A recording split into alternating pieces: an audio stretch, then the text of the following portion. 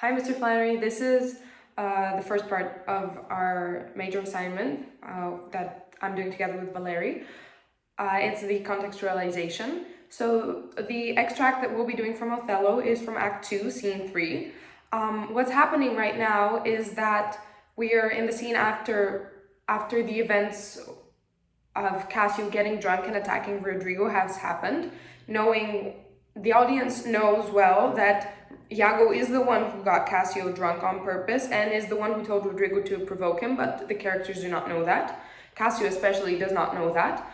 Cassio is worried that he has lost Othello's good graces because of what has happened, and so Iago is giving him advice and comforting words and explaining to him that everything will be okay and that he just needs to talk to Othello that he needs to talk to Othello's wife, Desdemona, to get back into Othello's good graces.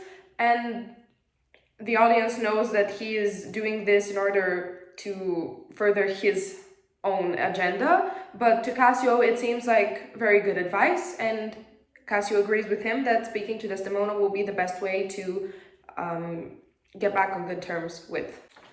What? Are you hurt, Lieutenant? Ay, Pastor surgery. Mary, heaven forbid. Reputation. Oh, I lost my reputation. I have lost the moral part of myself, and what remains is Bishop. My reputation, Iago. My reputation. As I am an honest man, I thought you had received some bodily wound. There is more sense in that than in reputation. Reputation is an idle and most false imposition, oft got without merit and lost without deserving. You have lost no reputation at all, unless you repute yourself such a loser. What, man? There are ways to recover the general again. You are but now cast in his mood, a punishment more in policy than in malice. Even so, as one would beat his offenseless dog to affright an imperious lion, sue to him again, and he's yours. I'd rather sue to be despised than to deceive so good a commander, with so slight, so drunken, and so indiscreet an officer. Drunk, and speak parrot, and scribble, swear, and discourse Christian with one old shadow.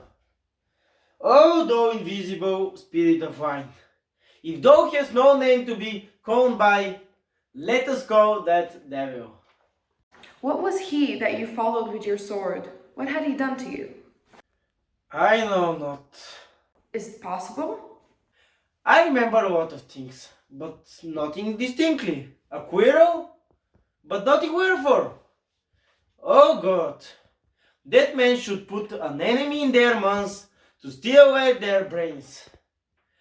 That we should, with joy, pleasance, revel, and applause, transform ourselves into beasts. Why, but you are now well enough. How came you thus recovered? It hath pleased the devil drunkenness to give place to the devil wrath. One a purpose show another, to make me freely despite myself. Come, you are too severe a moraler. As the time, the place, and the condition of this country stands, I could heartily wish this had not befallen. But, since it is as it is, mend it for your own good. I will ask him for my place again. He should tell me I am a drunkard. Had I as many months as Hydra? Such an answer would stop them all. To be now a sensible man, by and by a fool, and presently a beast. Oh, strange!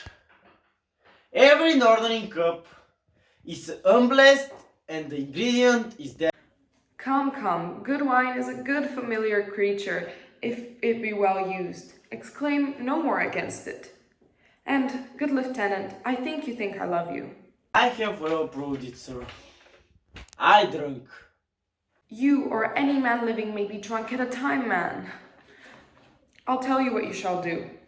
Our general's wife is now the general, may say so in this respect, for that he had devoted and given up himself to the contemplation, mark, and denotement of her parts and graces.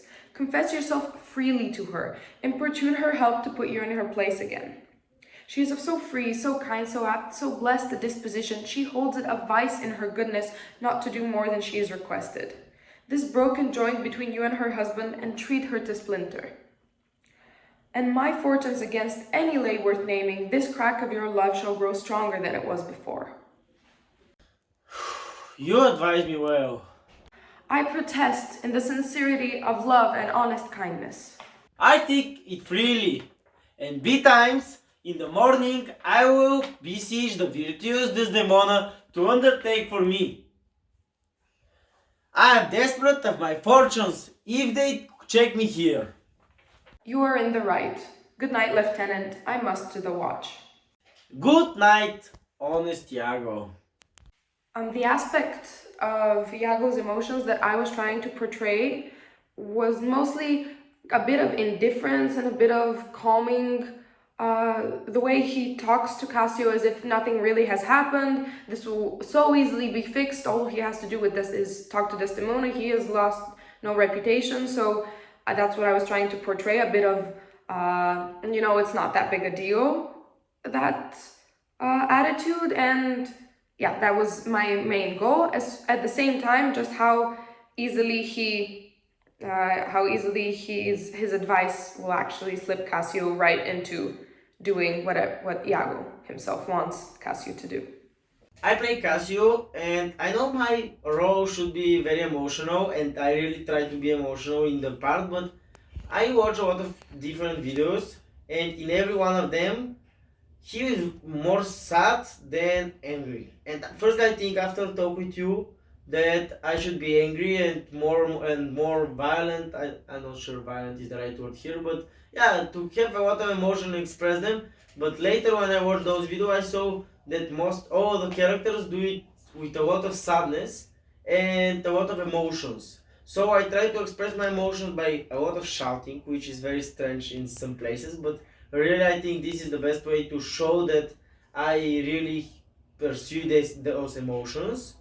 And later on in those scenes where the act like I should say something very quiet, I try to limit my voice. So yeah, I try to express the emotions of the character by a lot of voice changing and moving. You see how I move in every place, like with my hands, with my body, everything. It was so difficult for my sister to catch me sometimes when she made the video. But yeah, if I should be honest, I try to be emotional as the characters which I watch to play this role of Cassio, and I think I obtained very good product.